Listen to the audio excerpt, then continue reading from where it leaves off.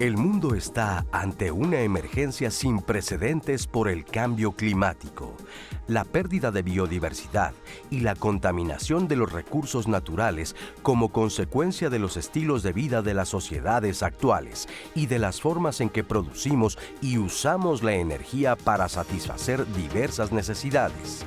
Frente a este desafío de la humanidad, en México se impulsa el paso progresivo del uso de combustibles fósiles a energías que tienen un menor impacto sobre el medio ambiente, como es el caso de la energía solar, la hidráulica y la eólica, entre otras. Un ejemplo del desarrollo de energías limpias y renovables en nuestro país es el Plan Sonora de Energías Sostenibles, el cual busca contribuir activamente a la descarbonización del planeta, al mismo tiempo que sea un detonante para el desarrollo regional, la generación de conocimiento y la creación de empleos. Hoy, quédate con nosotros en Diálogos en Confianza porque hablaremos de la transición energética y conoceremos el Plan Sonora de Energías Sostenibles, un modelo que está relacionado con energías limpias y renovables, pero también con el desarrollo de tecnología y talento mexicano. ¿Cómo están? Muy buenos días, bienvenidos a Diálogos en Confianza. Yo soy Leticia Carvajal, me da muchísimo gusto saludarlos hoy jueves y bueno, pues qué alegría estar tratando este tema de Plan Sonora, ejemplo de energías renovables. Pues sí, escuchamos y hablamos mucho del cambio climático, pero ¿qué podemos hacer nosotros? ¿Qué son las energías renovables? ¿Qué podemos hacer desde nuestro hogar, desde nuestra sociedad? ¿Qué es la energía eólica? ¿Qué son los paneles solares? Bueno, hay tantas y tantos temas que escuchamos en noticias, en tantos y tantos programas, pero muchas veces no entendemos, no sabemos de qué se trata. Bueno, pues este programa le va a quitar y nos va a abrir muchísimos horizontes para abrirnos y para obviamente ayudar al cambio climático y revertirlo, por supuesto. Desde donde estamos, todos podemos hacer algo. Así que ojalá nos acompañen y quiero saludar y agradecerle a Jimena Raya, quien se encuentra en la interpretación en lengua de señas mexicana. Muchísimas gracias, Jimena. Ella va a estar alternando con Magdalena Alejo. Y bueno, también lo queremos invitar para que pues nos siga en nuestras redes sociales. Ya bajó la aplicación de 11 más, lo invitamos también para que baje esta aplicación. Va a encontrar, mire, más de 200 contenidos del 11 entre series, programas, noticiarios, por supuesto, todos los programas de Diálogos en Confianza. Y ahí también nos puede ver en este momento, ¿no es así? Diana Laura, ¿cómo estás? Qué gusto saludarte. Muy buenos días, Leti. Sí, y así como tú dices, o sea, todos estos temas sobre el cambio climático, los tipos de energías, todas estas dudas que ustedes puedan tener, yo voy a estar súper pendiente en las redes sociales para sus comentarios, sus dudas, sus preguntas, para nuestros especialistas y en el centro de contacto con la audiencia, en el 55 51 66 40 0, muy pendiente voy a estar. Así es, bueno, pues ojalá se puedan comunicar con nosotros y de verdad darnos a conocer todas sus dudas, porque vamos a tener unos especialistas que nos van a aclarar absolutamente todo lo que ustedes quieran. Y los voy a presentar. Comienzo con el doctor Mario Fidel García. Él es investigador de la Unidad Profesional Interdisciplinaria en Ingeniería y Tecnologías Avanzadas, UPITA, por supuesto, del Instituto Politécnico Nacional. ¿Cómo estás? Gracias. Bien.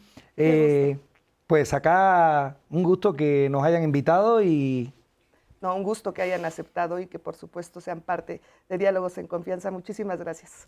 Gracias. También saludo con muchísimo gusto al doctor Víctor Ramírez Cabrera. Él es vocero de Plataforma México Clima y Energía, doctor en Ciencias por la UNAM, con estudios en materia de Derecho Ambiental, Impacto Ambiental y Cambio Climático. Muchas gracias, Víctor. Un placer estar con ustedes y vamos a intentar traducirle al ciudadano, a los usuarios finales de energía, qué es cambio climático, cómo combatirlo y espero no dejar más dudas de las que ya tienen. Ay, no, yo estoy segura que no va a ser así. Y sí, es definitivamente un tema que de repente nos cuesta mucho trabajo, ¿no? Es un tema muy complicado. Yo, por ejemplo, te puedo platicar lo que de repente sucede con algunos niños con los que puedes interactuar. Y es que de repente dicen, oye, no quiero usar el auto porque vas a generar cambio climático. Y la gente de repente se saca de onda. Porque en la escuela les enseñan, pero después ya no lo tenemos muy claro. ¿Qué es el cambio climático? Creo que hay casi un acuerdo mundial en que es el reto ambiental más importante o el reto más importante que tiene la especie humana en este momento, que es estamos incrementando la cantidad de gases de efecto invernadero en la atmósfera. ¿Qué significa esto para los que nos... ¿Qué son los gases de efecto ¿Qué son los gases de efecto invernadero? Seguramente en su vida alguna vez han entrado a un invernadero y ven que es un poquito más calientito que afuera del invernadero. Lo que hay en el invernadero es una capa que permite entrar la radiación de la luz solar, o sea, el calor del sol, pero esta misma capa de plástico evita que salga el calor. Es el efecto invernadero, que lo da en este caso el plástico. ¿Qué está sucediendo en el planeta? Que el dióxido de carbono, que es causado básicamente por la combustión de combustibles fósiles, valga la redundancia, el dióxido de carbono captura el calor y entonces se está incrementando la temperatura en la superficie de la Tierra, con todas las consecuencias que eso significa, ¿no? Es por eso que de repente escuchamos de las temperaturas son altísimas y tenemos que lograr llegar a un tope. Hay muchísimas cosas que suceden, no solamente estoy sintiendo mayor calor y justo cuando platicamos con algunos medios de comunicación en esta ola de calor que sucedió hace unas semanas, un poquito más de un mes, les decía yo a la gente, la peor noticia no es la ola de calor, sino que tal vez este sea el verano más frío en los siguientes años. O sea, vamos a ir incrementando, pero eso no solamente es que sintamos más calor. Los huracanes se alimentan, por ejemplo, de agua caliente y mientras más calor haya, los huracanes van a ser más destructivos, más fuertes y hay una serie de consecuencias de esto que tenemos que frenar, ¿no? Así es. Ahora, Mario, podríamos decir entonces que sí nos encontramos en una emergencia cuando hablamos de cambio climático. Sí, por supuesto, o sea, no hay ninguna duda que nos encontramos en una emergencia y ahí es donde viene también, como nadie puede predecir el futuro, nadie sabe hasta dónde hemos llegado y qué tan irreversibles son los daños que hemos hecho. Entonces, y eso es lo que aprovechan a veces las personas que quieren darle la vuelta a estos temas del cambio climático, porque hay muchos modelos donde uno dice, bueno, si nosotros siguiéramos la tendencia a lo que está, ¿a dónde iríamos? ¿Cuánto tendríamos que mejorar? Pero todas las predicciones a futuro, a fin de cuentas, son predicciones. Y entonces, pues cuando uno quiere criticar o cuando uno quiere decir que el cambio climático está mal o no, pues uno se basa en algunos de esos modelos que a lo mejor no fallaron en predecir algo, pero la realidad es que hemos llegado a un punto donde está demostradísimo que el aumento de la temperatura del planeta, el aumento de los gases de efecto invernadero, han llegado a un límite que no se había alcanzado en la historia, porque históricamente han habido aumentos, disminuciones de la temperatura del planeta. Desde la antigüedad se ha podido demostrar a través de estudios geológicos. Pero hemos llegado a un punto donde ya esa situación, dos cosas. Una, ya no sube y baja. Ahora sube y no está bajando en ningún momento. Y ya se puede demostrar hoy en día que eso es producto de las actividades antropogénicas, o sea, de nuestra vida, de las cosas que hacemos diariamente, de lo que estamos manejando. ¿Qué tan catastrófico es? ¿Quién sabe? Estamos en un punto que es irreversible. A mí siempre me gusta pensar que no, siempre soy positivo, ¿no? Siempre que las cosas se pueden hacer, pero todo empieza por uno mismo. Claro. ¿Qué tan catastrófico es para ti? Me voy a lo mismo que dice él. Es riesgoso hablar de eso porque muchísimas de las personas que empezaron a estudiar cambio climático pusieron algunos escenarios catastróficos que no se cumplieron, pero hay otros que también que han sido un poquito más adecuados a la realidad o que han dado los hechos. La realidad irreversible, como bien dices, es que primero estamos incrementando la cantidad de gases de dióxido de dióxido de carbono equivalente o gases de efecto invernadero en la atmósfera. Y la segunda es que estamos incrementando el nivel de calor que vivimos. Esto es un hecho que está volviendo cada vez más agresivos los fenómenos hidrometeorológicos. También es otra realidad.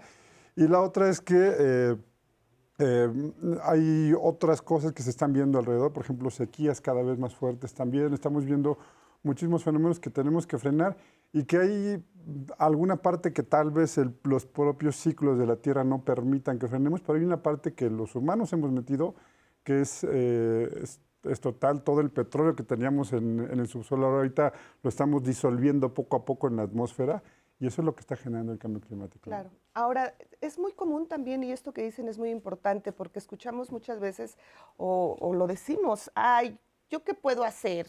Son las fábricas, son las grandes ciudades los que contaminan.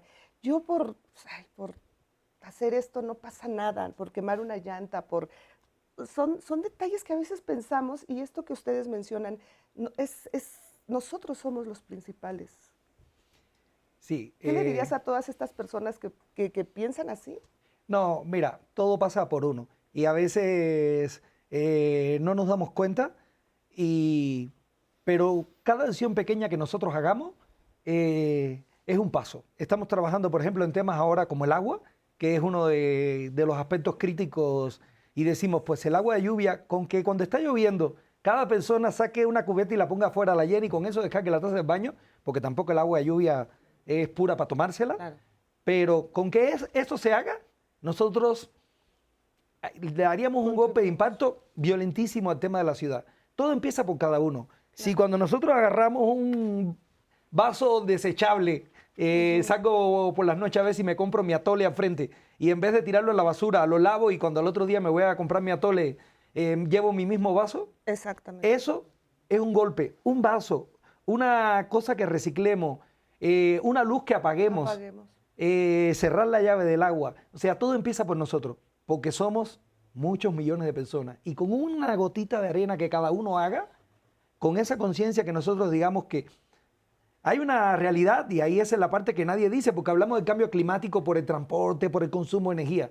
Realmente el primer problema del cambio climático es la sobrepoblación. Así es. Somos demasiado en este planeta. Así es. A mí me gustaría preguntarles también qué relación, cómo se relacionan las diversas formas de obtención de energía en cambio climático.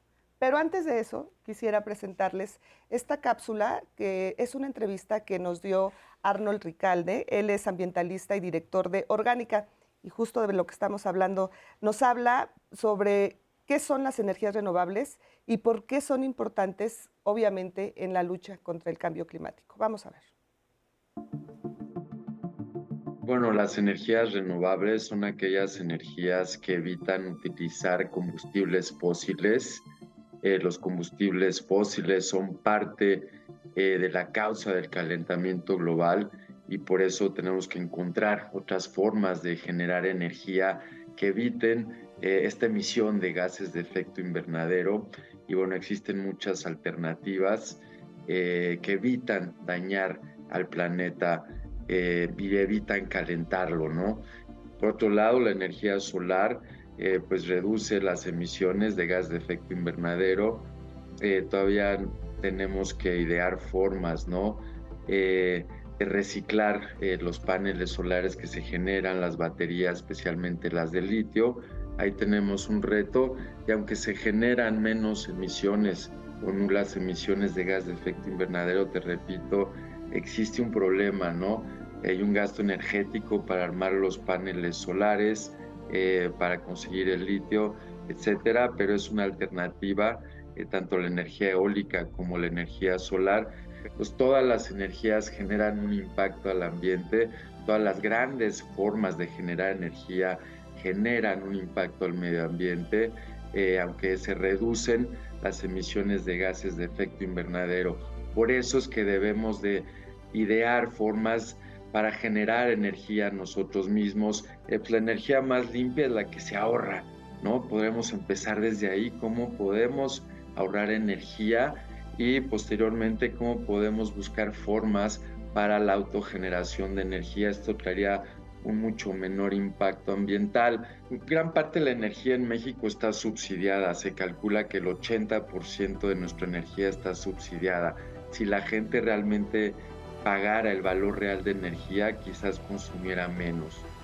Nosotros como Acción Civil impulsamos la autogeneración de energía, que puedas tener un panel en tu casa, que puedas tener un generador eólico en tu casa, y de esta forma pues tendrías mucho más conciencia en el uso energético, ¿no? Una invitación a medir nuestra huella de carbono, nuestra huella ecológica. Existen ya calculadoras que pueden medir nuestra huella de carbono desde esos viajes en avión, esos vehículos que utilizamos. Creo que todos somos corresponsables del cambio climático y entre todos debemos de aminorar los gases de efecto invernadero y nuestra responsabilidad. ¿no? Es la sumatoria de todas estas responsabilidades las que podría incrementar o disminuir los gases de efecto invernadero. Entonces empecemos por nosotros mismos. Así es, muchísimas gracias a Arnold Ricalde por esta entrevista. Un fuerte abrazo, Arnold.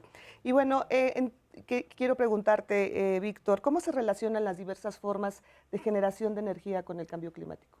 Bueno, hace un rato decíamos que los gases de efecto invernadero son los que están causando o acelerando, digámoslo así, el cambio climático, para ser más precisos. ¿Cuál es el gas de efecto invernadero estrella? Es el dióxido de carbono. ¿Y de dónde sale el dióxido de carbono? De quemar combustibles para generar energía tanto eléctrica como motriz, por ejemplo, en los autos. De quemar gasolina, diésel, combustible, gas natural, incluso gas LP, cualquiera de estos lo quemas y saca, genera dióxido de carbono. Entonces, en el momento en el que consumimos nosotros energía que proviene de ese tipo de generadores, estamos incrementando o acelerando el cambio climático. Hay otras fuentes de generación de energía de las que hablaremos en un ratito, que también tienen un impacto ambiental. Todas generan un impacto ambiental, toda actividad humana genera un impacto ambiental, pero es mucho menor o es transitorio, mientras que las termoeléctricas, por ejemplo, requieren estar quemando todo el tiempo combustibles para generar energía eléctrica. Muy bien. Ahora, ¿qué distingue a las energías renovables de aquellas que provienen de los combustibles fósiles? Sí, bueno, mira, es un tema interesante porque se han hecho tantas clasificaciones ya que uno termina perdiéndose dentro de lo que se quiere decir, ¿no? Y algunas tienen su lógica. De hecho, el término de energía renovable es de los más sencillos porque la misma palabra nos dice de qué nos está hablando. Claro. Una energía renovable es una energía que yo puedo utilizar y continuamente y que, digamos, de alguna manera la naturaleza me la provee de forma directa. Ejemplo de energía renovable, tenemos el sol, tenemos el viento, tenemos incluso la biomasa, los mismos desechos que nosotros continuamente generamos. A diferencia de las energías convencionales que llamamos muchas veces nos referimos, por ejemplo, al petróleo, que si lo quisiéramos ver también es renovable porque el petróleo al final se produce de los árboles, de la naturaleza, pero obtener petróleo a partir de la naturaleza estamos hablando de siglos, ¿no? Claro. Entonces, cuando yo tengo una fuente de energía que continuamente me está abasteciendo y que yo puedo aprovechar, entonces ahí estamos hablando de energías renovables. Muy bien. También se habla del concepto de energía sostenible. De hecho, energía sostenible y renovable es casi lo mismo. Nada más de repente dentro de la sostenible se incluye la nuclear. En algunos casos, sobre todo pensando en tecnologías como la fusión, que todavía no está implementada, o otras tecnologías que nos puedan ayudar a nosotros a tener un menor impacto. Y esto es totalmente diferente al concepto de energía limpia. Okay. Porque el concepto de energía limpia, que es el que más se usa desde el punto de vista, podríamos decir así, político, de generación, de programas de gobierno en todos los países del mundo, cambia un poquito de país a país, pero básicamente está basado en las emisiones de CO2.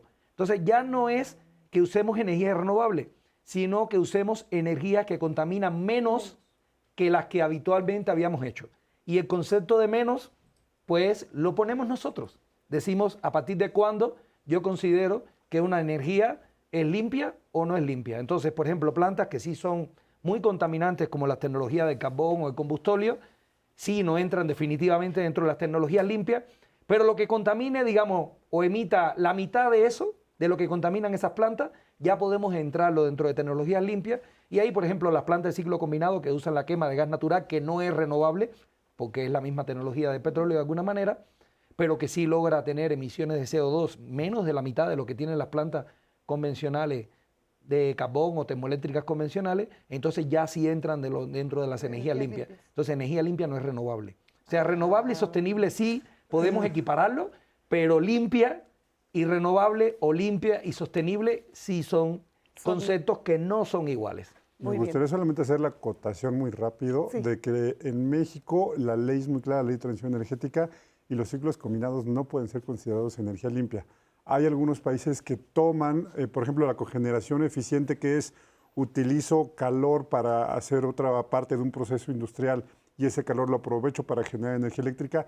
Eso sí se puede considerar, pero el ciclo combinado en la ley mexicana al menos no está considerado, pero por ejemplo, la nuclear sí está considerada energía limpia, ¿no? Muy bien. Bueno, ahorita seguimos hablando de este tema porque quiero presentarles, ya está con nosotros y le doy la bienvenida al doctor José Antonio Ordóñez Díaz. Él es doctor en ciencias del Instituto de Ecología del Programa Doctoral en Ciencias Biomédicas y biólogo de la Facultad de Ciencias de la UNAM. Es catedrático en la Maestría de Energías Renovables del Tecnológico de Monterrey y en la Facultad de Ciencias de la UNAM. Doctor José Antonio, bienvenido. Muchas gracias. ¿Cómo está? Muy bien, muy Qué bien. importante hablar de estos temas, ¿verdad? Súper importante. Así es, muchísimas gracias y bienvenido. Gracias por estar aquí. Ahora, me gustaría que nos dijeran qué beneficios tiene el uso de energías renovables. Pues básicamente estamos hablando, lo podemos enfocar de forma muy simple en dos cuestiones. Una, práctica. Los combustibles fósiles, el hecho de que digamos que no son renovables, estamos diciendo que son limitados y en algún momento se van a acabar. La demanda energética va creciendo. Cada vez somos más dependientes, nos quedamos sin batería en nuestro teléfono y ya prácticamente nos echamos a llorar, ¿no? Entonces, si a nosotros nos quedamos sin luz un día, de hecho pasó con los eventos climáticos que hubo hace unos años en el norte del país, tuvieron varios días sin luz y fue una catástrofe, ¿no? Desde el punto de vista industrial, económico y todo. Entonces, no podemos seguir pretender que vamos a tener un crecimiento del consumo de energía a largo plazo basándonos nada más en un recurso que le quedan muchos años todavía, ¿eh? Le quedan muchos años, no se va a acabar en 20 años ni nada así, incluso con el crecimiento que tengamos, pero que se va a agotar. Entonces, la primera cosa es una cuestión práctica. Si no buscamos una alternativa, nuestro tiempo de vida con la energía está limitado. Y la segunda es por lo que venimos hablando desde hace un momento. Los combustibles fósiles son una de las principales fuentes de emisiones de gases de efecto invernadero a la atmósfera.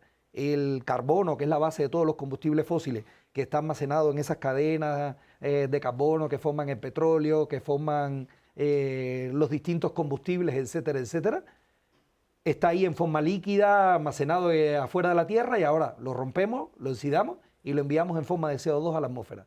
Entonces eso, pues de alguna manera, es lo que está generando o es una de las causas fundamentales que está agravando este proceso de cambio climático. Entonces, porque no podemos, porque se acaba, porque no podemos, porque destruimos el planeta. Entonces, son las dos razones fundamentales que motivan que haya una transición desde lo que estamos haciendo ahora hacia lo que necesitaríamos en un futuro para poder mantener este planeta. Así es. Doctor José Antonio, ¿nos encontramos en un proceso global de transición energética? Sí, pero también es muy importante señalar que debe de haber cambio en los paradigmas. Es decir, nosotros estamos limitando con leyes algunos procesos que deben de, ¿cómo decirte?, de ser reformulados. Existen procesos energéticos. Por ejemplo, México tiene mucho potencial de radiación solar por metro cuadrado, expresado en kilowatts por metro cuadrado. Y eso es fabuloso, es maravilloso. Pero el cambio de paradigmas está en usar lo que tenemos de manera correcta, adecuada, formulando e integrando nuevas tecnologías. Hay mucha hibridización, es decir, puedes mezclar cosas y para eficientizar los procesos. Por ejemplo, hay buena generación de energía, pero ¿dónde la guardas? ¿Cómo la guardas? El problema no es tanto la generación, sino dónde la vas a guardar para poderla distribuir y la distribución. Claro. Entonces, tenemos como cuestiones abismales entre lo que estamos desarrollando y lo que podemos implementar en cada región y también en las atenciones que tú puedes dar a cada grupo social. Por ejemplo, mucha gente no se imagina que desde aquí hasta Chiapas hay una línea de deforestación de más de 850 kilómetros para los cables que vienen de las presas de energía limpia. Entonces, esa transformación, esa modificación al paisaje, en su momento fue clave. De hecho, es parte de todo nuestro desarrollo. Si no tuviéramos esa línea de deforestación a la que hay que mantener deforestada, porque tiene que estar completamente limpia, multiplícalo por 20,000 líneas que hay en todo el país. Sí. Entonces, a veces consideramos, por ejemplo, el desarrollo de megaurbes como la zona metropolitana del Valle de México, no es sostenible. no es armónico, no es sano, pero hazles entender a las personas. Entonces, procurar producir energía con lo más básico, atendiendo la escala de la población, las necesidades, implica integrar mucho conocimiento, muchos expertos y saber cómo están creciendo, cómo van a crecer, hacia dónde van, para poder planificar la distribución de los recursos de una manera armónica, inteligente, de una manera no abusiva con el entorno. Por ejemplo, ahora en pandemia todos lo hemos vivido, pudimos accesar artículos que no podías ver, pero que en menos de una semana, inclusive en un día, te llegaban a tu casa desde el otro lado del mundo, ¿no? Sí, era increíble. Vivimos muchos cambios. Sí. Y si me permite, tenemos que hacer una muy breve pausa y regresamos para seguir hablando de este tema. Lo invitamos a que continúe con nosotros aquí en Diálogos en Confianza y a que nos escriba en nuestras redes sociales y bueno, se comunique con nosotros. Regresando, Diana Laura también nos va a leer todos sus mensajes y sus preguntas. Regresamos.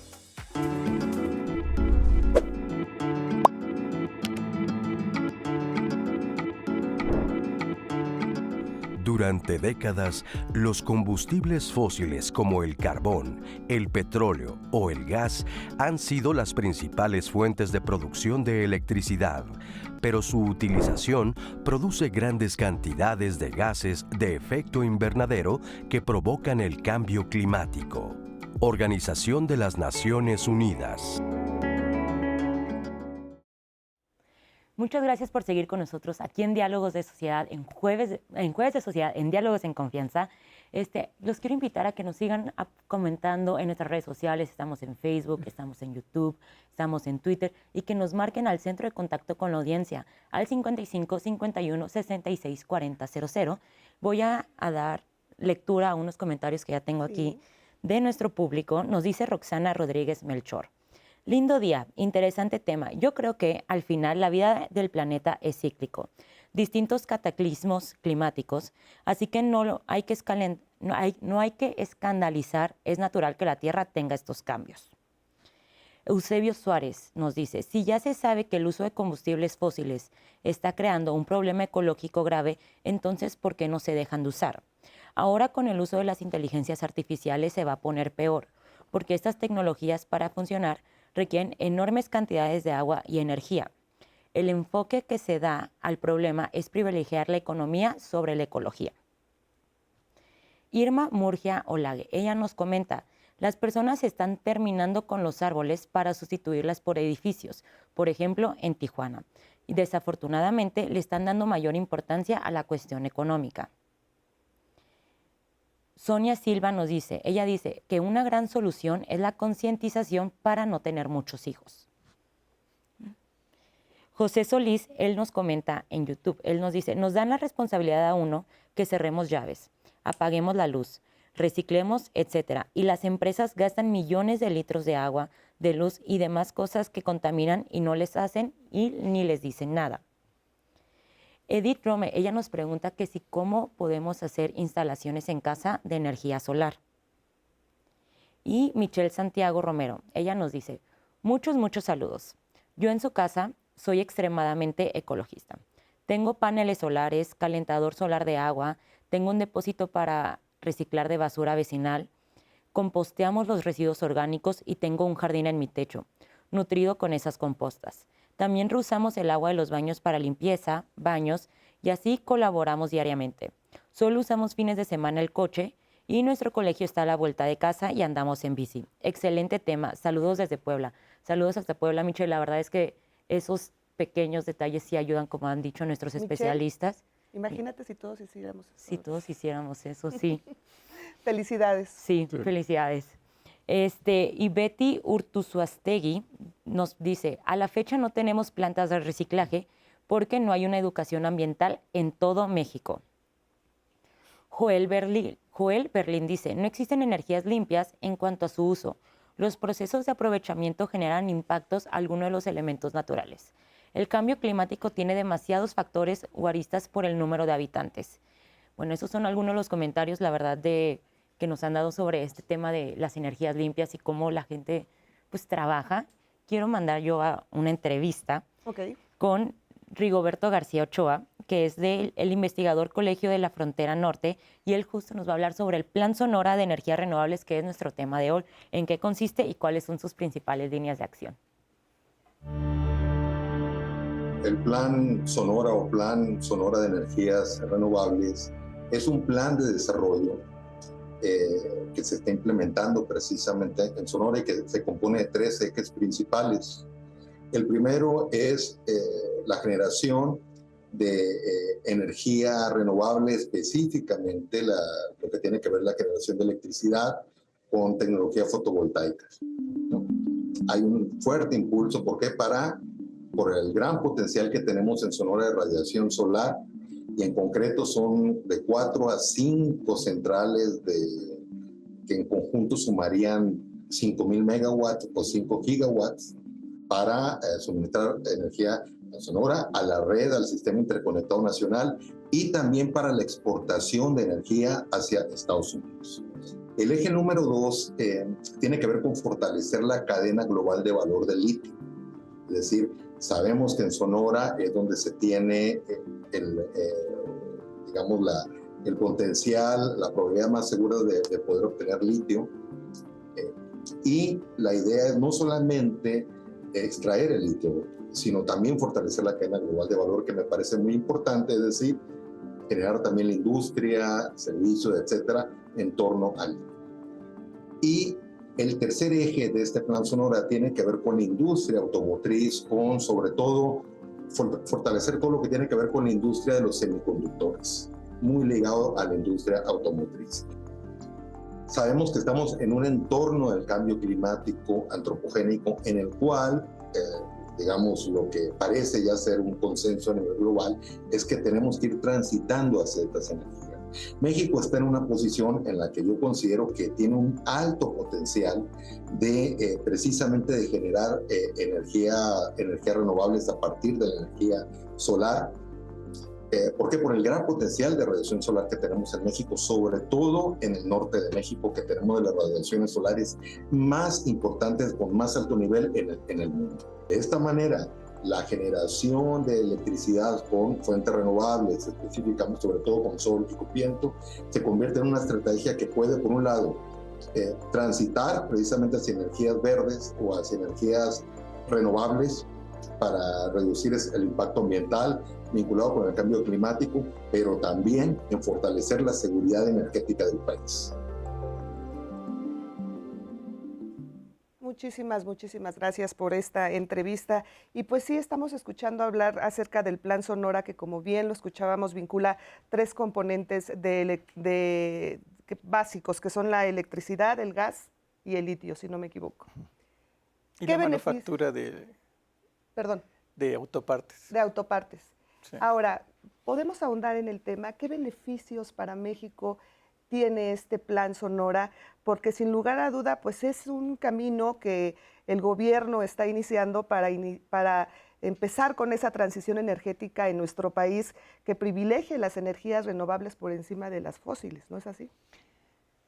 Sí, yo rompería hielo y voy nada más a hacer un comentario breve para darle la palabra a mis compañeros, que yo creo que el primer golpe de efecto grande e importante que tiene Plan Sonora es que México da un cambio de visión política con respecto al tema de la energía. O sea, en los primeros años de gobierno se enfocó mucho hacia el tema de los combustibles fósiles y el rescate de Pemex. O sea, Pemex ha sido un símbolo de México. Yo creo que eso es indiscutible para nadie. Totalmente. Es una parte importante, y fortalecer nuestra industria eléctrica y fortalecer a Pemex es importante. Pero todo debe ir de la mano. Y como que parecía en los primeros años que eso se dejaba, y ahora se da un golpe de efecto planteando un proyecto que no es solo energía, podemos comentar ya de eso un poquito más adelante, pero en primer lugar dice, México sí se involucra con las energías renovables, México sí le entra a este tipo de tecnología y las incorpora, y yo creo que eso es el primer golpe grande, importante de efecto que tiene el planteamiento de este plan, el posicionamiento que le da México con respecto a qué quiere y hacia dónde va en materia energética, Eso yo creo que es la primera cosa que yo resaltaría. Un gran Es paso, clave. sin lugar a dudas. Adelante. Sí, fíjate que esta parte que menciona es clave. Es un parteaguas en el planteamiento del desarrollo de una nación y en particular de las capacidades de formación de un Estado. Es decir, 3 millones de habitantes en Sonora se pueden beneficiar bastante de este desarrollo, pero tenemos que tener gente completamente capacitada para atender cada una de esas áreas. ¿Esto por qué? Porque no puedes vender materia prima, tienes que vender un producto terminado. Porque entonces viene toda la cadena de valores hacia tu favor. Es decir, en lugar de vender litio, tú ya vendes un producto terminado y eso cambia completamente el sentido, el ingreso. Muchas naciones han buscado lugares para desarrollo de manufactura de todos sus productos, precisamente para pagar lo menos en el país donde radica el desarrollo tecnológico y llevarse más cuando vende el producto. Entonces, somos vulnerables, como todos los países, para que México sea como la maquiladora de todos los procesos sin pensar más allá de que puede vender, tener marca propia, que es lo ideal, tener marca propia en todos estos procesos, tener a las personas capacitadas y sobre todo salvaguardar toda la cultura que hay en Sonora que está en riesgo. ¿Por qué? Porque el desarrollo que está teniendo no ha sido el adecuado por la ausencia total de atención hacia las comunidades en Sonora, ¿no? Y eso puede marcar un antes y un después. Y esa es la oportunidad del Plan Sonora. Y en este sentido, bueno, nuestra huella como humanos es muy importante. Todo eso va a cambiar completamente el paisaje de todo. Y si lo sabemos aprovechar, si podemos entender qué relación podemos tener en un clúster de desarrollo integral que permita garantizar los espacios ambientales y también la convivencia humana en todo esto, sin vulnerar el desarrollo de las culturas y su permanencia, estamos del otro lado. Pero hay que contemplarlo también. ¿Por qué? Porque estás en el Alto Golfo, toda la parte de Sonora da a la vaquita marina. Y entonces todas las propuestas de desarrollo integral de recursos naturales no están ni en un papel, ¿no? Claro. Entonces, ¿cómo puedes hacer esto? Así es. Ahora, para todas las personas que tal vez no entendemos y escuchamos mucho cuando el Plan Sonora y hablar de la electricidad, del litio, del gas, ¿cómo se lo explicamos a la gente de los beneficios para que lo entiendan desde casa, de las personas que nos ven? Bueno, creo que los beneficios son diferentes y hay que establecer cuáles son los alcances que puede tener en realidad el plan, porque una cosa es lo que se planea o lo que se plantea y otra cosa es lo que en realidad se puede lograr. Okay. Para mí es un parteaguas y en eso tienen razón, de que después de haber tenido subastas de energía eléctrica de largo plazo, subastas de energía limpia paradas de 2019, retomar renovables para mí es una buena noticia después de tener 1 gigawatt de permisos de generación parados ahí, plantas que ya están terminadas y que no han entrado en operación.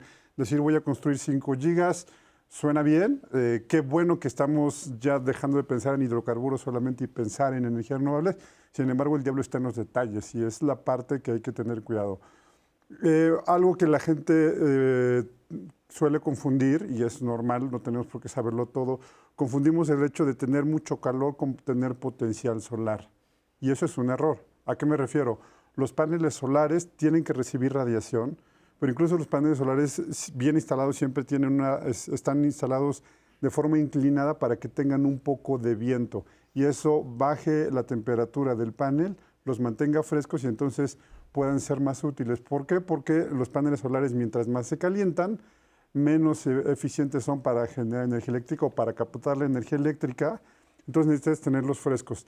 Instalar un parque solar en un desierto, en teoría te está generando mucho porque tienes mucha radiación, sí, sin embargo también tienes calor y eso baja la eficiencia de los paneles solares. Hace un rato hacían una pregunta, y perdón que retome un poco, hacían una pregunta de cómo como ciudadanos utilizar, beneficiarnos. Paneles solares, sí. El problema en México es que el 95% de los usuarios de energía eléctrica están subsidiados, entonces hace cuenta si no le hace lógica comprar paneles en este momento. Hay 4.320.000 usuarios que sí les hace lógica, el resto no. Tener calentadores solares de agua, por ejemplo, o bombas de calor, le hace sentido a todo mundo en este país, porque el gas no está subsidiado. Entonces, si calientas con energía solar, tienes ahorros, y ahí uno de los beneficios que preguntabas un rato, beneficios de las energías renovables, es que el sol y el viento no tienen precio. Entonces, si los utilizas, no utilizas combustibles y tus costos de energía bajan. Entonces, México tiene los dos récords, el récord de energía eólica más barato del mundo, por ejemplo, en un parque solar en Coahuila, y todo esto nos pretende ayudar. Ahora, regresando al Plan Sonora, insisto, creo que es una buena noticia regresar. Habrá que revisar. Es un plan que pretende instalar 5 gigas cuando tenemos una sobrecapacidad de generación en el norte de la República. Lo que significa es que el sistema eléctrico nacional va a absorber las pérdidas de transporte de la energía.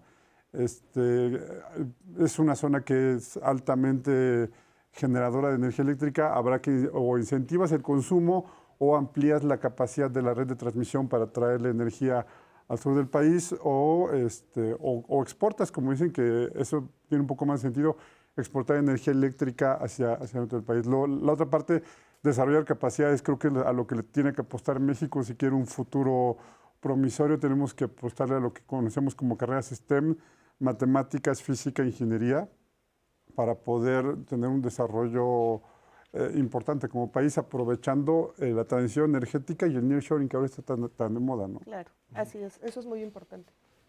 Ahí un poco con el Plan Sonora, sí es bueno decir, porque nos estamos quedando en la parte energética y es un proyecto, en teoría, muy ambicioso. Para empezar, es difícil hablar de un proyecto que no se ha ejecutado, que es como una idea. Se está invitando actualmente a países de muchos, a gobiernos de muchos países a participar dentro del Plan Sonora. Y son varias cosas.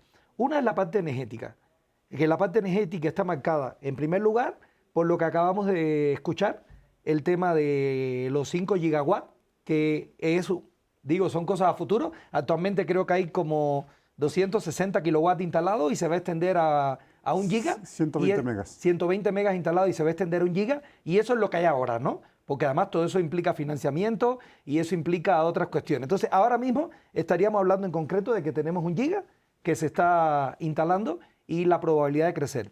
Está el tema del litio, que también tenemos que ver cómo evoluciona. Lo ideal es que nosotros no extrajéramos el mineral, lo mandáramos a otros países, sino que lo procesáramos y termináramos haciendo la infraestructura de generar baterías. Incluso aprovechar la amplia experiencia. En México hay personas que han trabajado en temas de baterías de litio con una experiencia impresionante. Como mismo me imagino, ya no es mi área, que habrá gente en el área de minería, extracción de minerales, que tengan su experiencia y tratar de sacar patentes mexicanas, tratar de sacar resultados mexicanos. Ojalá y eso se pudiera. Y por otra parte, otra que ya no tiene tanto que ver con México es la licuefacción de gas. Se le está apostando mucho a hacer plantas grandes. Digo que no tiene tanto que ver porque el gas lo tendríamos que importar, pero tener plantas de licuefacción de gas nos permite distribuir, nos permite el acceso a la industria, nos permite llegar a lo que sería la segunda parte del Plan Sonora. O sea, la primera es la parte energética. La segunda sería la parte de la infraestructura de la industria. Ahí en qué se está moviendo, se está pensando en varias cuestiones. Bueno, ya queda claro lo del litio, que eso también tiene que ver con la industria, y la idea de impulsar el litio, que también se acerca un poco a este acercamiento que ha tenido Tesla, valga la redundancia, hacia México, de impulsar el desarrollo de autos eléctricos. México se está haciendo un plan ambicioso, por ahí se habló, México es creo que el 7º país en ensamblado de autos a nivel internacional, y de esa cantidad total de autos, no puedo decir el número, más de 2 millones que se ensamblan, solo el 5% son eléctricos. Y eso es más o menos reciente. Y si no me equivoco, el presidente hace poco en la mañanera habló de llegar a un 50% en el 2030. O sea, en 8 años, que el 50% de los autos que se ensamblen en México sean eléctricos, ¿no? Evidentemente, tener el campo de producir las energías renovables y que la energía que se use sea renovable y que tengamos la posibilidad de producir las baterías acá, sería un impacto. Pero hay otro aspecto que también es muy interesante y que no podemos descuidar. Ha habido una crisis en los últimos años de lo que llaman, yo odio que le digan de los semiconductores, porque el semiconductor es un material y no estamos hablando de semiconductores, estamos hablando de chips, estamos hablando de dispositivos electrónicos fabricados a partir de semiconductores, que por muchas cuestiones de globalización, toda esa producción se concentró en lugares específicos del planeta. Y la pandemia y las situaciones globales que tenemos hoy en día nos demostraron que hay un problema ahí. Eso le ha puesto en alerta a Estados Unidos de la necesidad de hacer un Silicon Valley, pero mucho más grande, para la producción de todo este tipo de cosas. Y si las cosas se hacen de forma inteligente, México puede tener una buena participación en eso, y el Plan Sonora también podría tener una participación en eso. Entonces, está la parte industrial y energética, industrial, y eso nos lleva a lo que estaba comentando el doctor hace un momento, que es el hecho de la educación. Si no capacitamos personas, si no generamos, necesitamos tener planes de estudio que sean ambiciosos y que además sean localizados. ¿Qué quiero decir con eso? No sé, por ejemplo, yo coordino la carrera de Ingeniería en Energía de reciente creación en el Instituto Politécnico Nacional, que pudiéramos decir que cubre muchas de esas opciones, pero ¿cuántas de las personas que viven con su familia en la Ciudad de México están dispuestos a irse a vivir a Sonora, al desierto, claro, a trabajar allá? Entonces, sí es importante que en Sonora se generen ese tipo de recursos, que las universidades de allá o que las universidades grandes como la UNAM, el Politécnico, básicamente esta misma carrera de Ingeniería en Energía, a lo mejor el Politécnico debería abrir una sede como lo hizo ahora, resolviendo la situación del Tren Maya, pues se abrió una sede en Palenque para Ingeniería Ferroviaria del Instituto Politécnico Nacional. ¿Por qué no abrir una sede en Sonora? Llevar ahí la carrera de Ingeniería en Energía, de Ingeniería Mecatrónica, muchas de estas carreras que han sido tan exitosas en el Politécnico, pero hay que llevarlas allá, hay que enseñar allá y hay que formar a la gente allá. Claro. No podemos pretender que vamos a sacar gente de todo el país para llevarlo a Sonora a cubrir una demanda de personal que, si todo esto que quieren se cumple, sería impresionante. Pues sí, efectivamente eso es muy importante, la importancia de vincular el ámbito educativo con este desarrollo de energías renovables. Justo tenemos una entrevista, yo no sé si me permitan en producción enviarla, con Isis Claudette Romero Ibarra. Ella es profesora investigadora de la Unidad Profesional Interdisciplinaria en Ingeniería y Tecnologías Avanzadas, UPITA del IPN. Y también tenemos en esa misma entrevista a Diego Martínez Bedoya, que es estudiante de Ingeniería en Energía. Vamos a verla. La energía que nos envía el Sol es una energía renovable porque, aun cuando el Sol tiene un tiempo finito de duración, este es mucho más prolongado que cualquier vida humana o vida natural aquí en este planeta. La energía solar fotovoltaica es precisamente esa energía que en un momento dado, pues en época de verano como esta, nos llega a causar cierta molestia, pero que captada con los implementos necesarios, como lo podría ser un panel fotovoltaico, es esa energía que se obtiene directamente del sol por medio del efecto fotoeléctrico y que nos sirve para producir directamente electricidad. La gente europea nos ha dicho que México tiene un alto potencial fotovoltaico, precisamente porque dispone de desiertos en donde los niveles de insolación son bastante altos. Simplemente aquí en Ciudad de México, ciertos días he llegado a medir hasta 1070, 1100 watts por metro cuadrado. Obviamente, eso es lo que envía el sol y llega al panel fotovoltaico. Sin embargo, un panel fotovoltaico puede llegar a tener una eficiencia de hasta el 20%, o sea que de esos 1000 watts se aprovechan 200. Finalmente, eso pasa a el inversor fotovoltaico, el cual también tiene una eficiencia del 90-95%, y ahí se puede perder cierta energía. Sin embargo, en lugares como Puerto Peñasco, en Sonora, tenemos niveles de insolación altos y ahí se puede aprovechar bastante bien lo que es la fotovoltaica o la generación fotovoltaica. En Puerto Peñasco, por ejemplo, se tienen proyectado instalar hasta 1 gigawatt de energía para aprovecharla. Muchísimas gracias. Bueno, les ofrecemos una disculpa porque transmitimos en este momento a José Antonio Aquino Robles. Él es profesor investigador de la Unidad Profesional Interdisciplinaria en Ingeniería y Tecnologías Avanzadas, UPITA, del IPN, y justo él nos estaba hablando de la energía solar fotovoltaica y bueno, pues cómo se obtiene y cómo se le considera una energía limpia y renovable. Más adelante vamos a tener esta entrevista que les mencioné con el estudiante también del Instituto Politécnico Nacional. Así que, bueno, hablando y escuchando a José Antonio Aquino, yo quisiera preguntarles qué beneficios proporciona esta gran central fotovoltaica de Puerto Peñasco. Beneficios en el corto, mediano o largo plazo. En el corto, en el mediano y en el largo plazo. Sí, tenemos que ir definiendo esa parte. Como te decía, la generación de energía es bien importante. Necesitamos almacenarla. La energía solar y la eólica es intermitente. Es decir, no se produce todo el día, a todas horas. Y tiene sus picos máximos y tienes que armonizar el flujo de esa energía para poder ofrecer una energía todo el día. ¿Sí? No puedes ofrecer como un poquito menos en la noche y ciertas cosas. Entonces, este tipo de energía en el corto plazo pues genera empleos, genera inversión. La cosa es que los implementos que se estén instalando sean nacionales, sean de marca nacional, para que eso genere dividendos hacia el interior. Entonces, eso es bien importante. La segunda parte es que necesitas profesionistas y también que esos profesionistas pues sean de lo que se están produciendo en México. En el mediano plazo no solo vas a tener el abasto de la energía, sino vas a poder ofertar una buena cantidad de la misma, ya sea para consumo nacional o internacional. Aquí tienes que ser muy prudente, porque la energía se subasta cada hora. ¿Sí? Cada hora hay subastas de energía y tú lo puedes ver.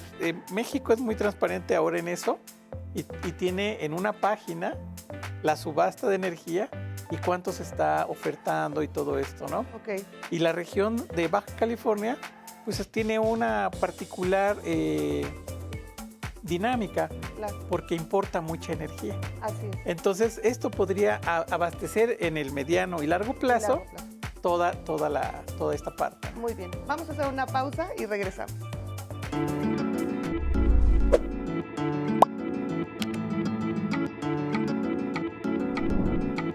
La energía solar, la energía eólica, la energía geotérmica y la energía hidroeléctrica son ejemplos de energías renovables que se derivan de fuentes naturales, como es el caso del sol, el agua y el viento.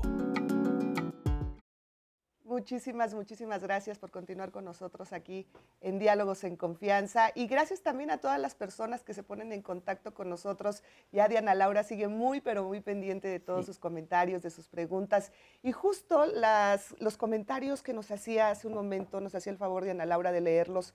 Nos mencionaron algunos que nos llamó muchísimo la atención, Víctor, no sé tú qué pienses. Había una persona que decía, no hay que escandalizarnos, es normal, es parte del proceso. El mundo cambia, la vida cambia, es absolutamente normal y no hay que escandalizarnos.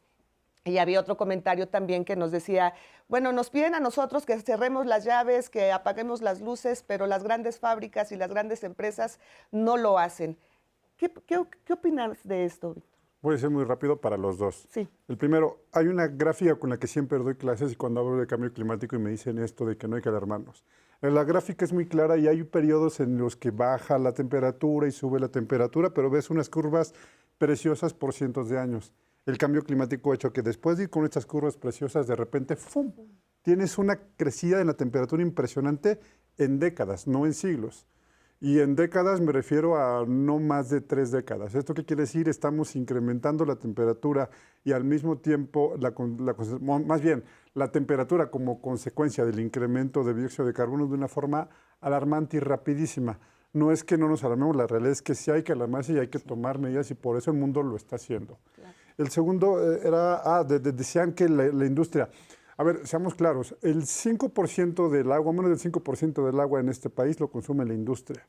el gran consumidor de agua en este país es la agricultura y no necesariamente agricultura tecnificada. O sea, muy buena parte del agua que se pierde en el país es por agricultura con técnicas viejas, con evapotranspiración que se podría evitar con una tecnificación del riego.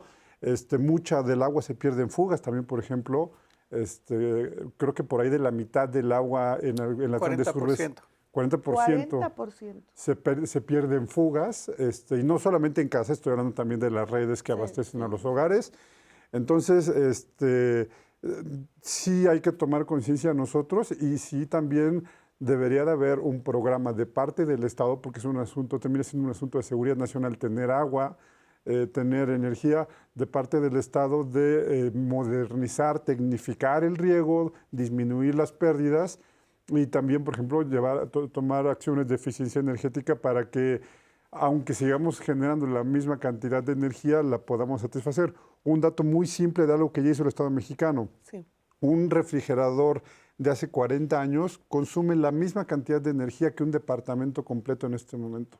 Esto es gracias a una serie de normas y una serie de medidas que tomó la Comisión Nacional para el Uso Eficiente de la Energía, la CONUE, y gracias a esas medidas los aparatos que usamos son cada vez más eficientes y con menos energía podemos satisfacer nuestras necesidades, ¿no? Claro. Yo ahí un poco puntualizando, voy a ir al revés, voy a comenzar con lo que estaba tocando al final.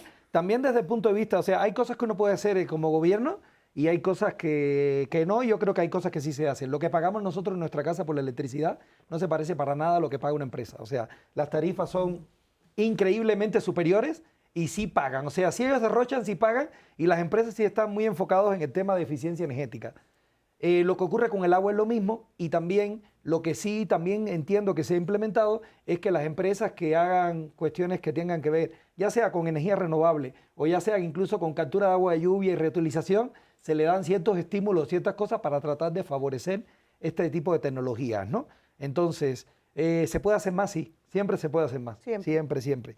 Claro, yo quiero comentar que el día de hoy la concentración de dióxido de carbono es de 424 partes por millón en volumen. ¿Eso qué quiere decir? En términos generales, las fluctuaciones son en miles de años y la concentración más o menos en la cual se establece es de 190 a 290 partes por millón en volumen.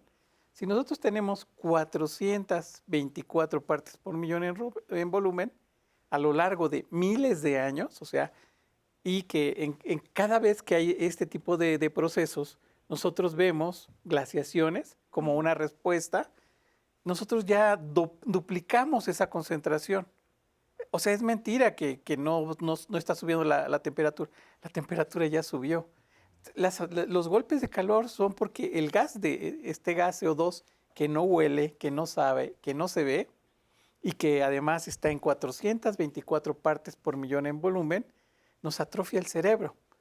Y al aumentar su concentración, cuando estamos en salas, en centros comerciales, en el teatro y en otros lugares, esta concentración puede alcanzar concentraciones de 600 partes por millón y en muchas mujeres les puede provocar aborto. A los niños les puede provocar un daño neuronal porque apenas están formando sus neuronas.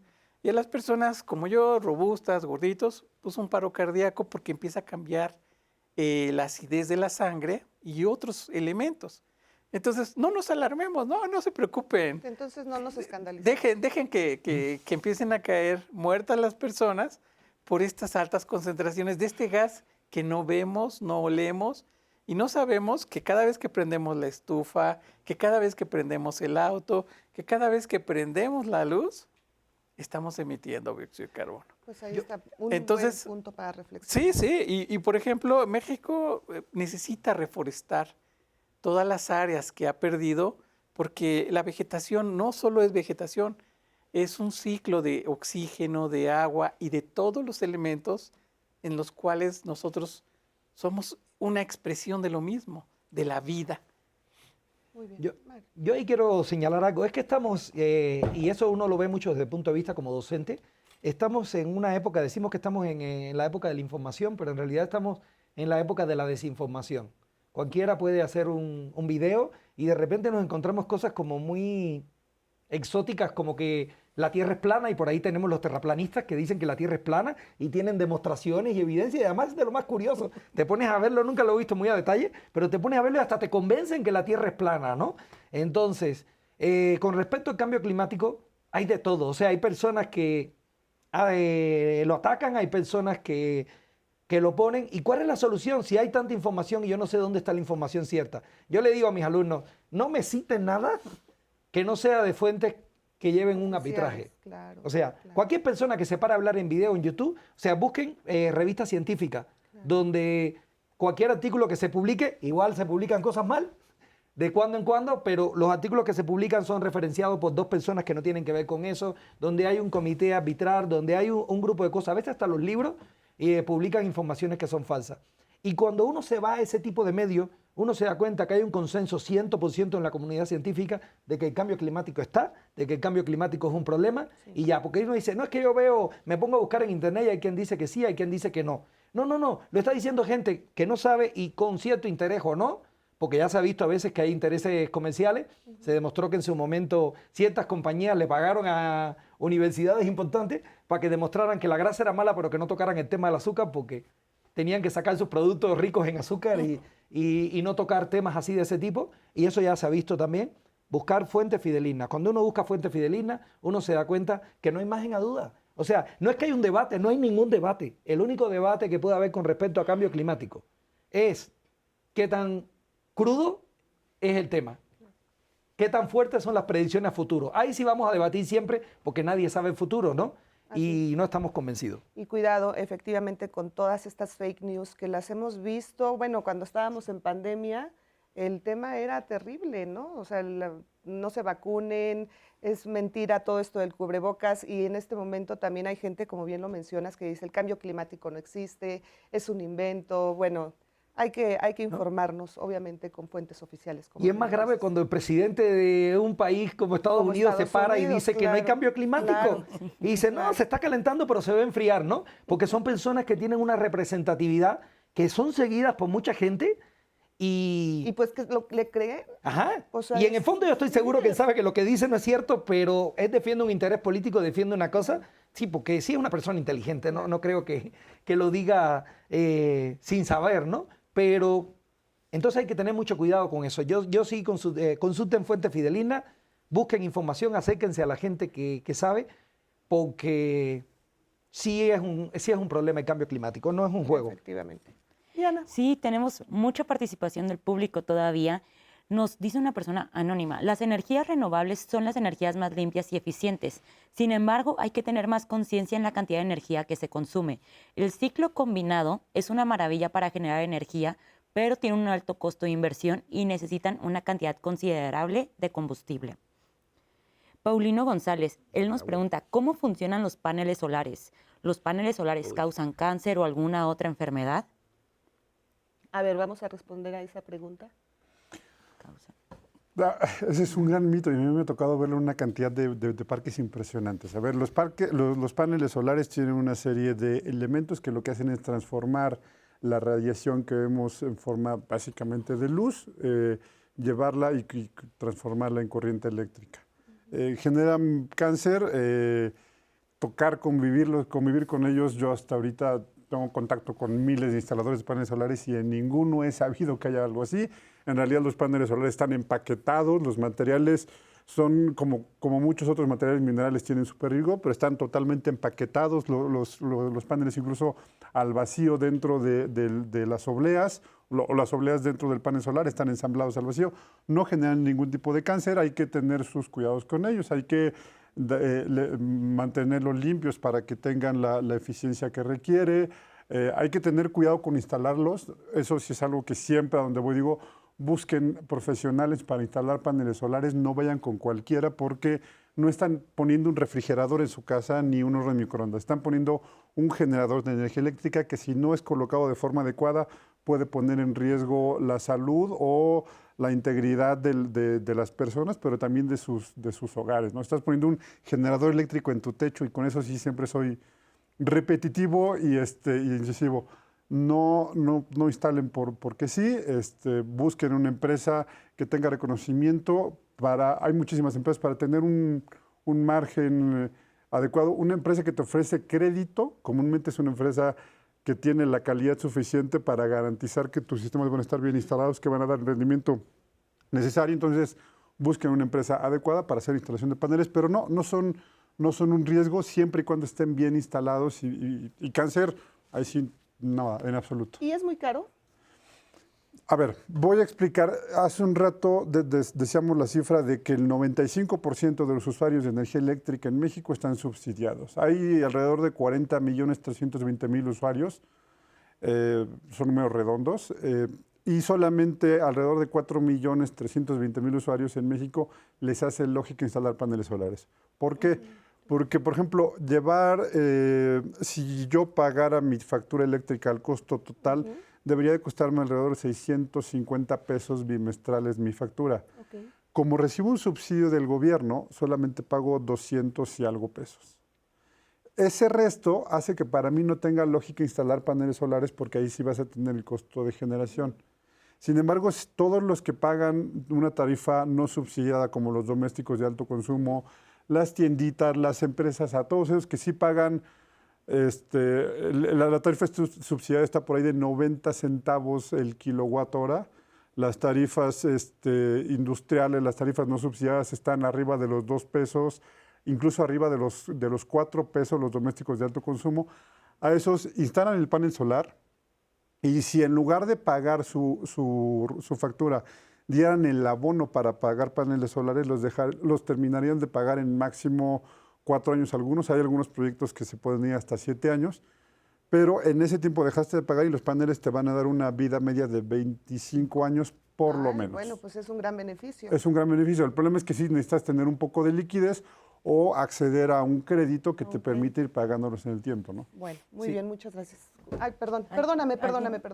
No, es que hay una pregunta que es difícil. Sí, la respuesta es económica, la respuesta que plantea es económica. Hay un subsidio tan grande a la electricidad en México, o sea, sí es negocio, de hecho ya sí es negocio, los paneles fotovoltaicos han bajado muchísimo de precio y ya se convierte en un negocio, pero el problema es cuánto dinero tienes para invertirle. De hecho, el precio está...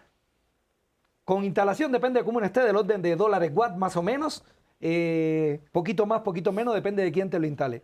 Sí, yo coincido, es importante que si alguien quiere instalar paneles en su casa, o sea, hoy en día uno llega a internet y te dan una guía y hasta te venden los kits completos con los módulos, el inversor y todo, y uno puede llegar a instalarlo.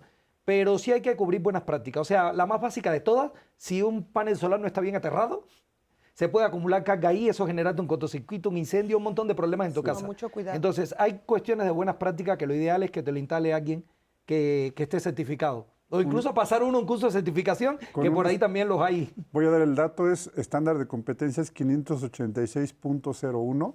Anoten así. 586.01 es el estándar de competencias para hacer una buena instalación de paneles solares. Solamente para instalar paneles hay otros más que están en la cadena de valor, pero es el específico. Si ustedes van con su empresa y dicen, no, yo te lo instalo, pero es muy barato, y a ver, tu instalador tiene estándar de competencias. Si no tiene estándar de competencias, ¿tienes el 586.01? Si no lo tienen, vayan y cuéntenselo. Aquí más confianza le tengan y contraten a alguien más. También hay un dato curioso, porque si está mal instalado, imagínate toda la energía que se va generando. Claro. En casa tenemos diferentes mecanismos de radiación, desde el Wi-Fi, los apagadores, los contactos. Todos generan una nube de electromagnetismo. Y hay personas que son muy susceptibles a este tipo de cosas. Si tú tienes apagadores cerca de la cabecera de tu cama, en tu área de descanso, no vas a descansar adecuadamente porque va a generar una onda que tus neuronas trabajan con electricidad y esos flujos electromagnéticos difieren tus campos. Entonces te pueden alterar. En algunas personas se ha demostrado que pueden generarle daños fisiológicos y no solo cáncer. Pero por eso es bien importante conocer, hacer bien el balance de energía y saber dónde vas a tener esas energías concentradas para el adecuado funcionamiento y la armonía en el interior de la casa, de las oficinas, de las aulas.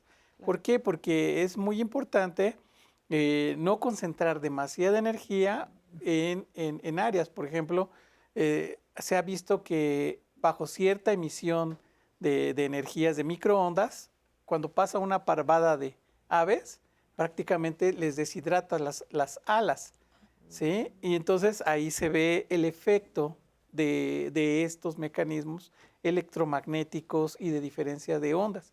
Y eso en la parte física, pues hay que mencionarlo, hay que tenerlo presente para no omitir y no obviar ciertas cosas, ¿no? Por eso la importancia de una instalación profesional. Sí. Y hay otro aspecto que sí es importante relacionar, es que sí genera mucha confusión. Hay dos formas de instalar los paneles solares. Podemos instalar los paneles solares conectados a red o en sistemas autónomos. Y esto es importante porque lo que estamos hablando de los precios competitivos y que sí es económico para cualquier persona que pague más de 2.000, 3.000 pesos de electricidad en 4 a 5 años, recupera la inversión y tiene 25 años todavía más. Pero eso es para sistemas interconectados a red. ¿Qué significa eso? Significa que mi sistema se conecta a la red eléctrica de CFE y si se va la luz, en la zona donde yo estoy, se me va la luz en mi casa también. Eso es diferente a los sistemas aislados. Un sistema aislado sí te puede duplicar o triplicar el costo. Un sistema aislado significa que yo tengo baterías y todo eso y que mi casa es independiente de la red. Y que yo trabajo, aunque se vaya la luz, yo estoy. Pero eso sí, me triplica el costo. Eso sí no es rentable ahora mismo para casi nada.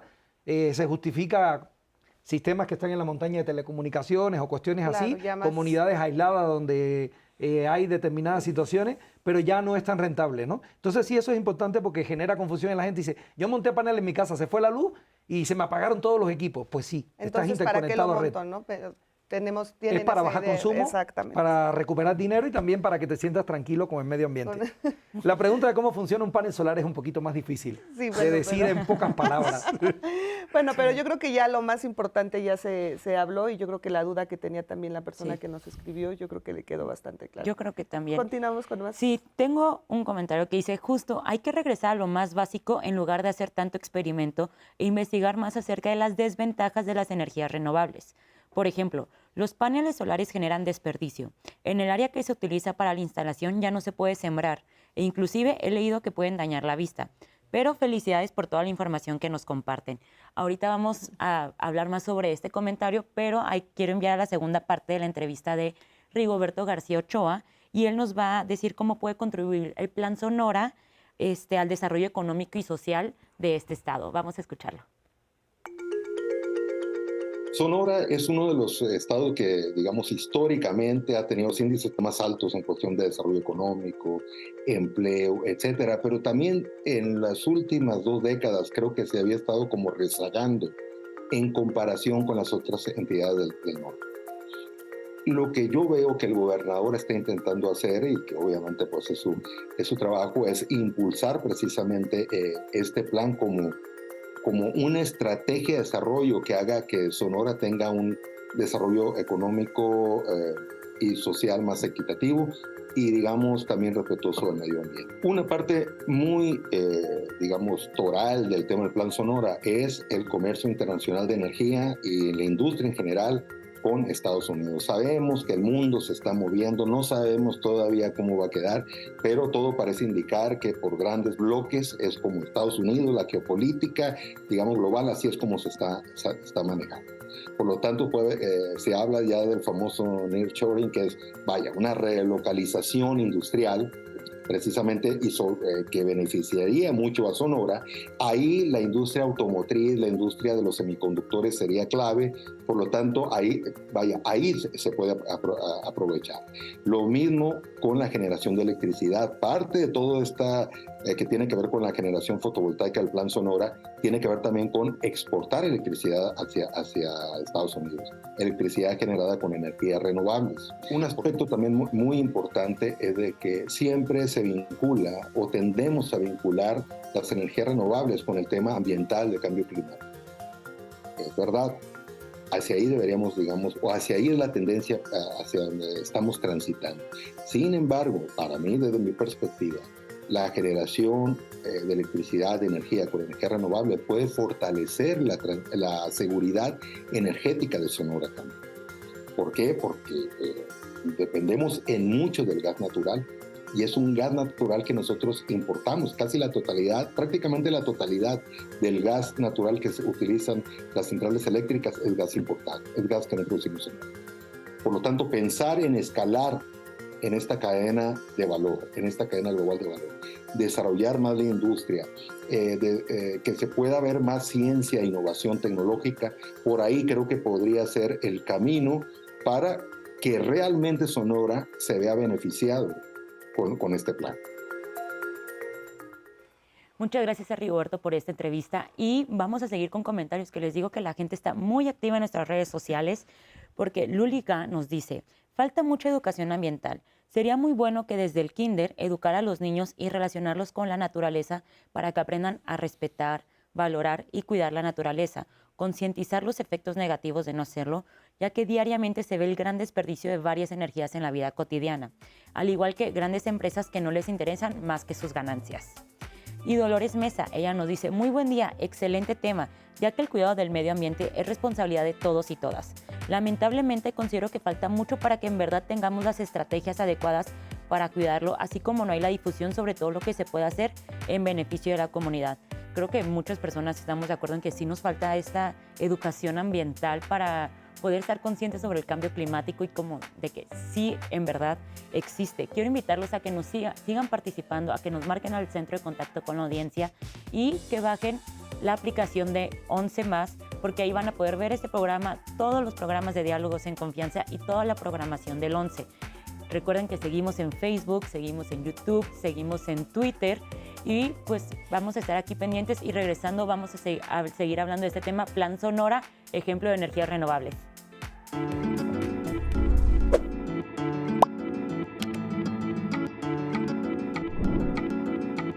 Es importante garantizar a nivel mundial el acceso a energías limpias y alcanzables, que son clave para el desarrollo de la agricultura, las comunicaciones, la educación, la atención médica y el transporte, entre otros bienes y servicios.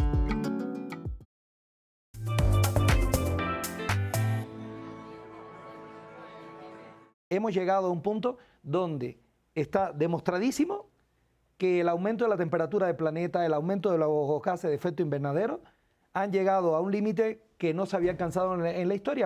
Y ya se puede demostrar hoy en día que eso es producto de las actividades antropogénicas, o sea, de nuestra vida, de las cosas que hacemos diariamente, de lo que estamos manejando. Los gases de efecto invernadero son los que están causando o acelerando, digámoslo así, el cambio climático, para ser más precisos. ¿Cuál es el gas de efecto invernadero estrella? Es el dióxido de carbono. ¿Y de dónde sale el dióxido de carbono? De quemar combustibles para generar energía tanto eléctrica como motriz, por ejemplo, en los autos. En el momento en el que consumimos nosotros energía que proviene de ese tipo de generadores, estamos incrementando o acelerando el cambio climático. El término de energía renovable es de los más sencillos porque la misma palabra nos dice de qué nos está hablando. Claro. Una energía renovable es una energía que yo puedo utilizar y continuamente y que, digamos, de alguna manera la naturaleza me la provee de forma directa. Yo creo que el primer golpe de efecto grande e importante que tiene Plan Sonora es que México da un cambio de visión política con respecto al tema de la energía.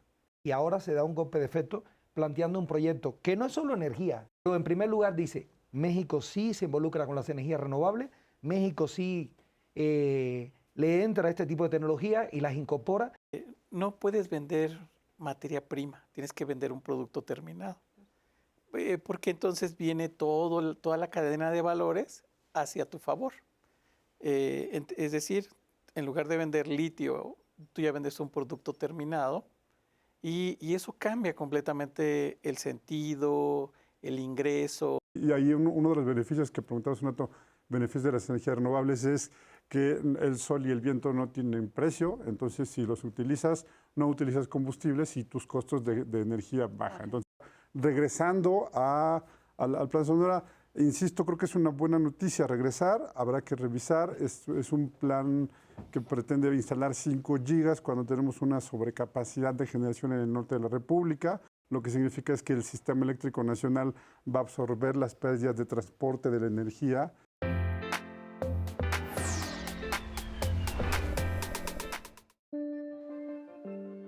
Creo que todos tenemos muy claro que un país sin energía es un país sin futuro, y una de las estrategias que debemos implementar es justamente basar la educación de nuestros nuevos profesionistas en temas que tienen que ver con energía y medio ambiente. Es muy claro hoy en día que las nuevas tecnologías requerirán de nuevos especialistas, en particular en estos nuevos proyectos que se están desarrollando. Ahorita, como bien decías, el Plan Sonora, pues nos lleva a implementar estrategias multidisciplinarias.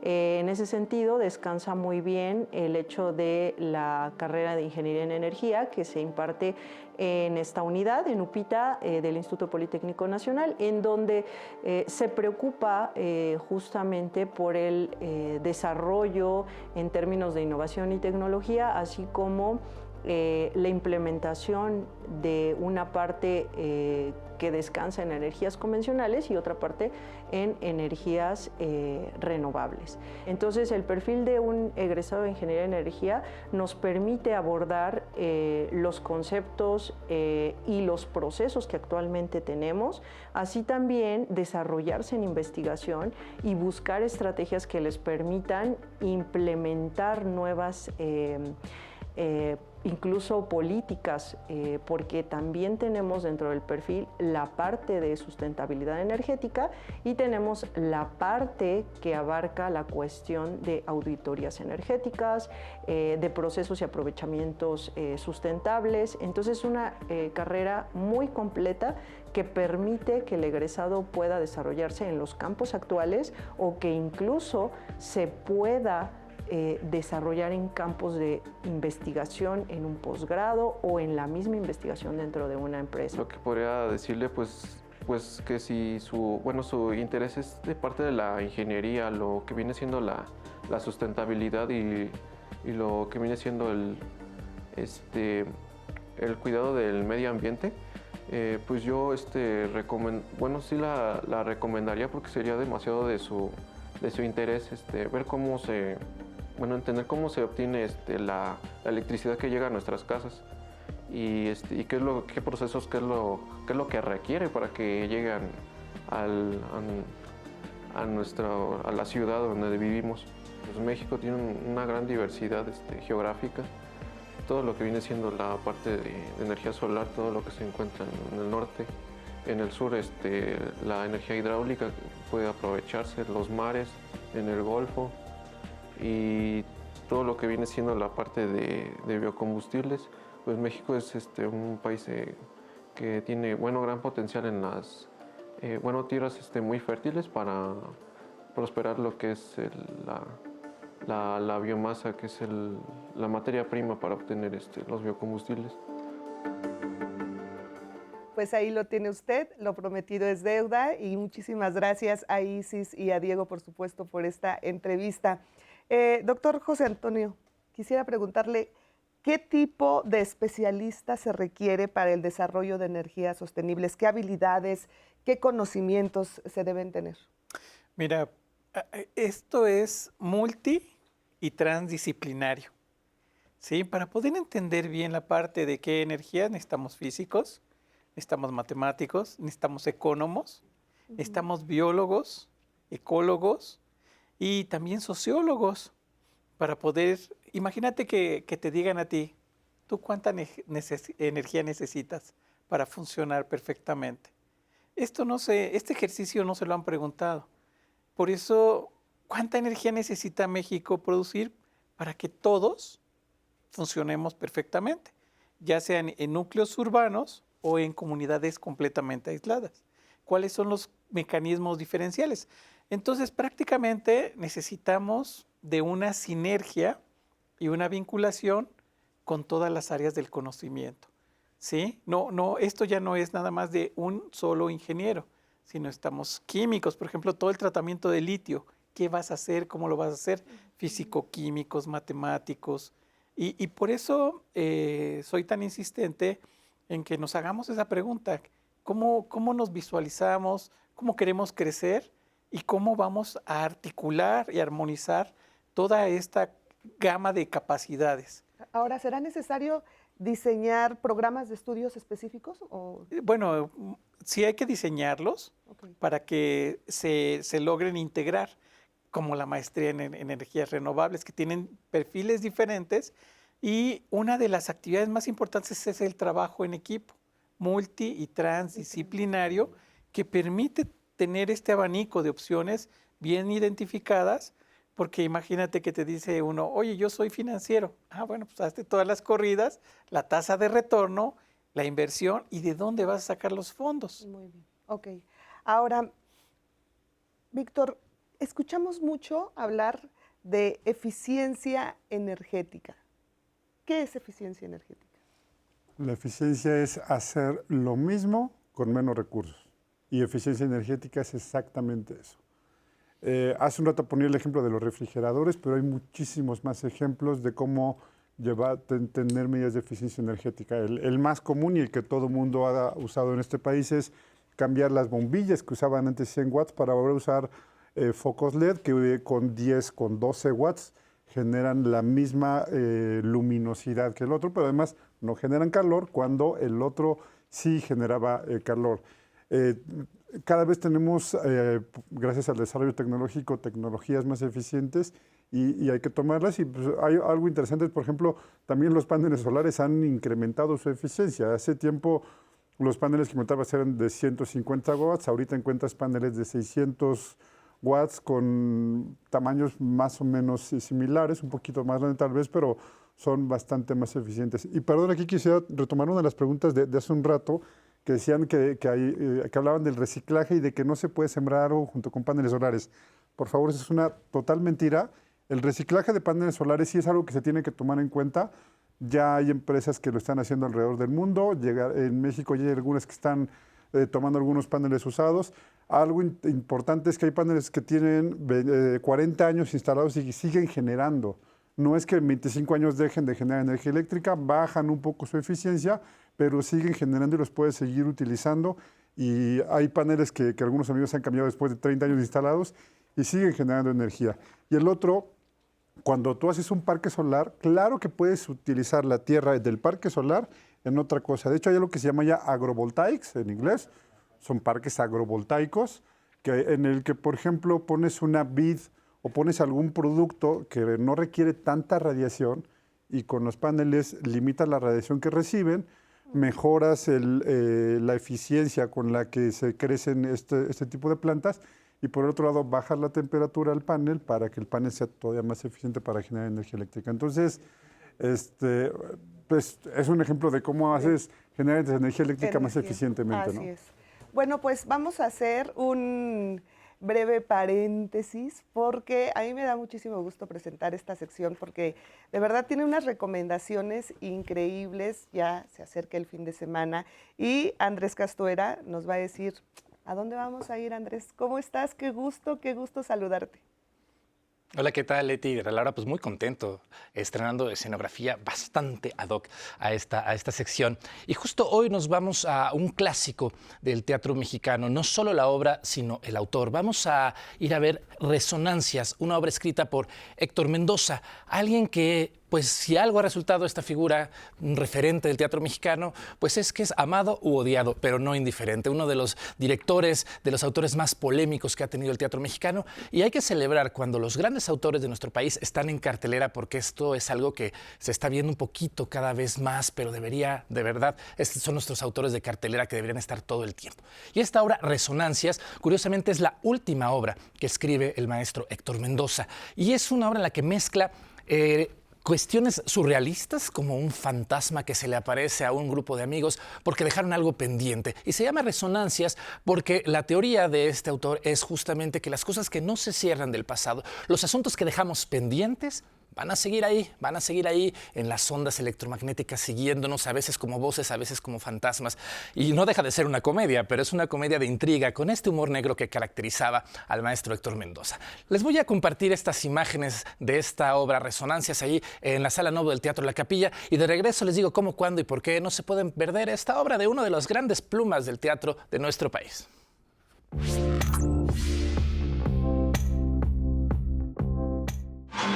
Por la calle. ¿Y tú? También, con la única salvedad de que yo sigo vivo. ¿Qué quieres decir con eso? Que yo estoy vivo y tú no. ¡Qué afirmación tan extraordinaria!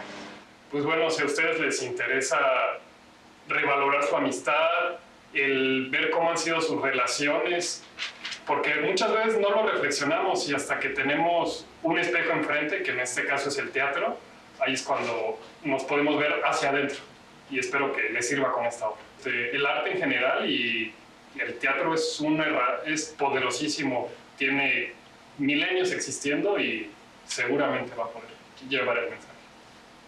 Él lo aseguró y después te apareciste aquí desnudo, como le dijiste que los fantasmas aparecen. No entiendo. Yo tampoco, aunque... ¿Qué está ocurriendo? Fíjate que las ondas sonoras se esparcen por todos lados, pero cuando se topan con otras, provenientes de un lugar distinto, distorsionan. Es posible que Jerónimo se haya topado con una de tales distorsiones en el momento en que se produjo una especie de interferencia. Es importante que veamos en cartelera el trabajo del maestro Héctor Mendoza, ya que es un referente muy importante en el teatro mexicano, que fue el precursor del teatro moderno en México, en el que las generaciones actuales tienen que conocer el trabajo de nuestros grandes dramaturgos. Y el trabajo particular de Resonancias es muy importante, ya que el maestro hablaba que si la amistad existiera realmente en su mayoría, la humanidad sería muy distinta. Y quería que esta obra la conocieran los jóvenes para que aprendiéramos a relacionarnos mejor. Ya pasó. Sí, ya había oído yo decir que cuando una mujer pierde al ser amado, busca compensación en alguien que tenga algo que ver con el amor que perdió. Es sobre la amistad, sobre las falsas relaciones, sobre el interés que uno tiene al conocer a una persona y empezar a aprender a estar con ellos, pero solo por interés. O sea, me interesa estar contigo porque tienes algo que a mí me gusta, que para mí me sirve. Y a veces no nos conectamos tanto por la amistad, sino para poder agarrar algo de ahí. A ver, ya basta de todas tus insinuaciones. Solo sexo, sexo y más sexo. ¿Que no tienes otra cosa en que pensar? Ay, bueno, me da curiosidad saber con quién se fue a enredar ahora en los anteriores, pero no soy un espantajo así. Y si lo es, te pido por favor que la trates como si no lo fuera. Resonancias es una comedia muy, muy divertida y que tiene un componente muy profundo. Habla sobre las resonancias, en este caso sobre las amistades, sobre las verdades y las mentiras. Estas máscaras sociales en cómo nos manejamos, ¿no? En nuestros círculos de amigos. Resonancias habla de cómo nuestros hechos del pasado siguen resonando. Creo que sí hay un trabajo muy grande que hacer en la sociedad y yo tengo la esperanza de que lleguemos todavía a una época más dorada en el que realmente podamos entendernos, ser más empáticos, ser más conscientes con los otros. Tú estás muerto, ya sabes. Como sea, cualquier cosa por horrible que pueda parecer que traicionara a semejante magnífico amigo. Así que nada, Edelmira, nada entre nosotros dos. Pues como podrán ver, ahí está el fantasma persiguiendo a todas y a todos. Una intriga maravillosa, donde Héctor Mendoza lo que pone en tela de juicio es si las amistades realmente, él decía que si las amistades realmente existieran, este mundo sería diferente, porque habla justo del interés, de qué tanto somos amigos o qué tanto, cuando nos conviene, somos amigos o amigas de alguien, y por eso el fantasma se les anda ahí apareciendo. Y además un encuentro muy agradable de las cámaras de Canal 11. Melissa Ruiz, esta actriz que ustedes vieron al último a cuadro, pues ella fue conductora, ni más ni menos que de Bisbirige. Todos los que acordamos de Bisbirige, pues fue un lindo encuentro. Hay que ir a ver esta obra, Resonancias, que va a estar todos los domingos a las 12:30 del día, a las 12:30 p.m., hasta el 27 de agosto, justamente ahí en la Sala Nuevo del Teatro La Capilla, que está en Madrid, número 13, en la Colonia del Carmen, Coyoacán. Un clásico de nuestras letras. Y aquí nos vemos el próximo jueves con más Teatro Mexicano en Diálogos en Confianza por el 11. Ay, muchísimas gracias, Andrés. Y bueno, pues estaremos ahí seguramente. Todavía tenemos tiempo para ir y disfrutar de esta obra de teatro. Muchísimas gracias, Andrés. Nos vemos el próximo jueves con más recomendaciones. Y bueno, pues nos queda ya muy poco tiempo. Yo creo que hay que hacer una segunda parte de este programa, ¿verdad? Porque se quedan todavía muchas cosas en el aire. Pero a ver, ¿qué podemos esperar en un futuro con las energías renovables? ¿Sí se puede desacelerar el cambio climático? Yo creo que sí. La realidad es que hace un rato hablaban del potencial. México es el cuarto país con mayor potencial solar del mundo. Estamos también entre los primeros en eólico. Geotermia, algo que se ha desaprovechado totalmente, mareomotriz. ¿Qué es geotermia? Geotermia, el calor de la tierra se aprovecha para igual hacer girar un generador eléctrico, una turbina, y con eso generas energía eléctrica. Hay una empresa privada en México que aprovecha geotermia, igual que CFE, que también lo hace con relativo éxito. En los azufres. Los azufres, por ejemplo. Los humeros. También está la mareomotriz, que en América apenas en Chile hay alguna empresa que está empezando a hacer mareomotriz. En México no se hace eso. O aprovechar el movimiento de las olas, de nuevo, para mover un generador de energía eléctrica y generar energía eléctrica. Wow. La eólica y solar que ya entendemos todos. La hidroeléctrica, que en México no hay ya mucho para dónde hacerse. Los grandes caudales de agua ya están casi todos aprovechados. Faltará hacer algo ahí de rebombeo, como se hace en otros países del mundo. Pero creo que hay muchísimo potencial. Empezar, por ejemplo, aprovechar la energía para producir hidrógeno, y el hidrógeno aprovecharlo como para sustituir el gas natural. Esto es un poco más de largo plazo. Un tema que no quisiera abrir mucho porque es un debate, la nuclear, pero en Europa se está empezando a retomar en algunos países la nuclear porque no genera gases de efecto invernadero y entonces puede acompañar la transición energética. Creo que sí se puede, el asunto es hacer las inversiones adecuadas.